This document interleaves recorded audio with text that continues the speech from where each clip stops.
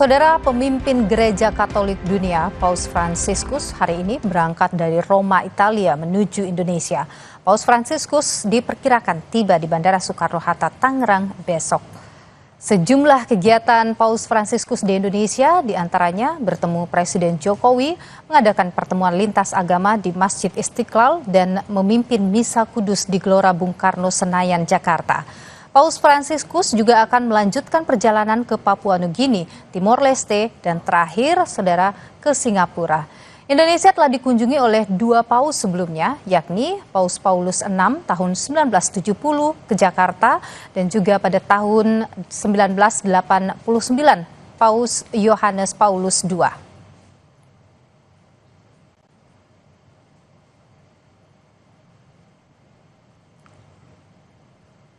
TNI Polri melaksanakan apel gelar pasukan gabungan di Mabes TNI Cilangkap, Jakarta Timur. Hal ini dilakukan untuk pengamanan kunjungan Paus Fransiskus di Jakarta.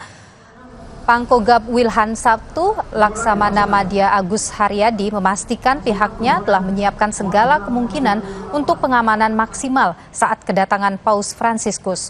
Agus menambahkan, Pas Pampres akan bertanggung jawab untuk pengamanan ring 1, sementara TNI Polri akan ditempatkan di ring 2 dan 3. Protapnya VVIP, kita tidak berani ngambil risiko.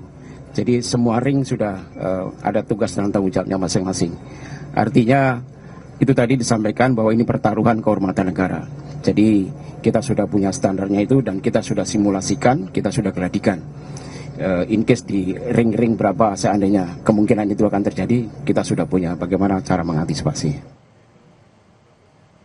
Dan saudara, ada 7 titik yang menjadi lokasi gladi untuk pengamanan Paus nanti. Ketujuh titik itu adalah Gereja Katedral, Masjid Istiqlal, Kantor Konferensi Wali Gereja Indonesia, Stadion Madia Gelora Bung Karno, Bandara Soekarno-Hatta, Kedutaan Vatikan, dan Istana Negara.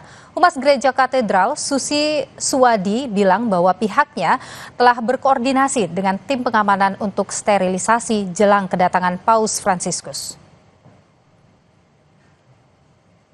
Kami semaksimal mungkin pada hari ini untuk melakukan finalisasi segala persiapan, karena besok kita akan lebih kepada melihat apa yang kurang, kemudian juga clear untuk area supaya semua siap, sudah bersih dan lain sebagainya.